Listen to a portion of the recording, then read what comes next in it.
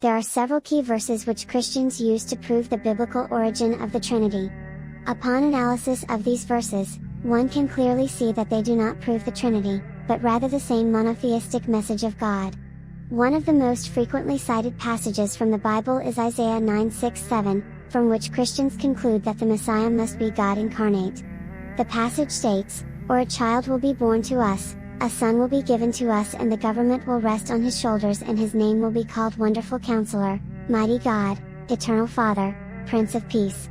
There will be no end to the increase of his government or of peace, on the throne of David and over his kingdom, to establish it and to uphold it with justice and righteousness from then on and forevermore. The zeal of the Lord of hosts will accomplish this." That Isaiah 9:6 has been misinterpreted can be seen from the fact that Jesus is never called the Eternal Father anywhere else in Bible. Since the Trinitarian doctrine teaches that Christians should neither confound the persons nor divide the substance, Athanasian Creed, how can the Trinitarians accept that Jesus is the Eternal Father? Let us consider additional facts impartially. First, all the Hebrew verb forms in Isaiah 9:6 are in the past tense. For example, the word which the Christian Bibles render as his name will be called is the two words Vayikra Shemo, which properly translated, should read his name was called. The word Vayikra is the first word to appear in the book of Leviticus 1:1, and it is translated properly over there in the past tense.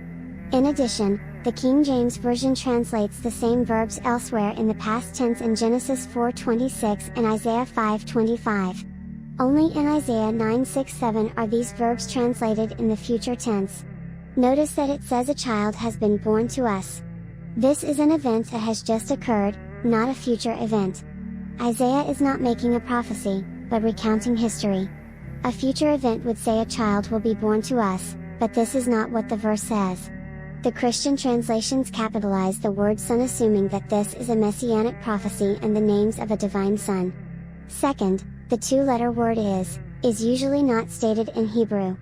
Rather, is understood. For example, the words Haklev the dog and Gadol big, when joined into a sentence, Haklev Gadol means the dog is big, even though no Hebrew word in that sentence represents the word is.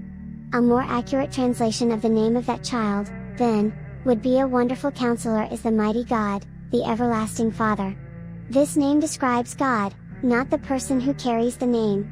The name Isaiah itself means God is salvation, but no one believes the prophet himself is God in a human body. Third, the phrase Mighty God is a poor translation according to some biblical scholars. Although English makes a clear distinction between God and God, the Hebrew language, which has only capital letters, cannot. The Hebrew word God had a much wider range of application than it does in English.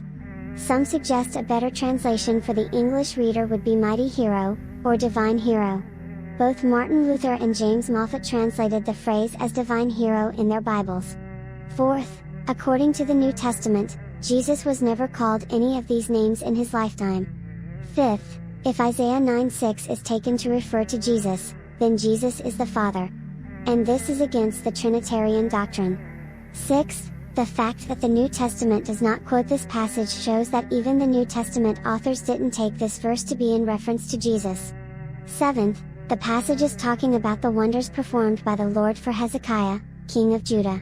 Preceding verses in Isaiah 9 talk of a great military triumph by Israel over its enemies. At the time Isaiah is said to have written this passage, God had just delivered King Hezekiah and Jerusalem from a siege laid by the Assyrians under General Sennacherib. The deliverance is said to have been accomplished in spectacular fashion. An angel went into the Assyrian camp and killed 185,000 soldiers while they slept. When Sennacherib awoke to find his army decimated, he and the remaining soldiers fled, where he was assassinated by his own sons. Isaiah 37:36-38. Chapters 36 and 37 of Isaiah recount how Hezekiah stood firm in the face of Sennacherib's vast army and his blasphemous words against the God. When all seemed lost, Hezekiah continued to trust in the Lord, and for this he was rewarded with a miraculous victory. It is interesting to note that the statement, "The zeal of the Lord of hosts will accomplish this," found at the end of Isaiah 9:7, is found in only two other places in the Bible, Isaiah 37:32 and 2 Kings 19:31.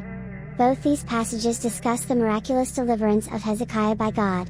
Therefore, in light of the above, Isaiah is recounting God's defense of Jerusalem during the Assyrian siege. Furthermore, Soncino's commentary says the chapter is about the fall of Assyria and the announcement of the birth of Hezekiah, the son of Ahaz.